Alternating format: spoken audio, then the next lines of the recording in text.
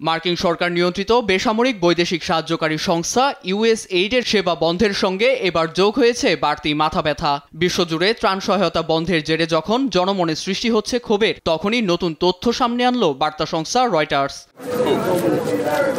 4টি মার্কিন সূত্রের বরাতে বার্তা সংস্থাটি জানায়, ছাঁটাই হবে সংস্থাটির 10,000 কর্মী। এর মধ্যে অনেকের হাতে বহিষ্কার বার্তা পৌঁছেছে বলেও দাবি রয়টার্সের। তারা বলছে, চাকরি থাকবে মাত্র 300 জনের। এর মধ্যে কেন্দ্রীয় দপ্তরে 294 জন এবং আফ্রিকা ব্যুরোতে 12 জন কর্মী নিয়োজিত থাকবে।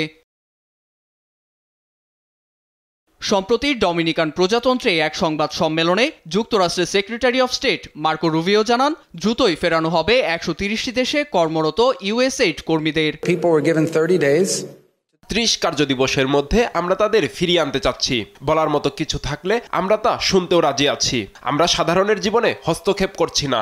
একমাত্র এভাবেই আমরা ইউএসএইডের সঙ্গে সহযোগিতার সম্পর্ক তৈরি করতে পারবো।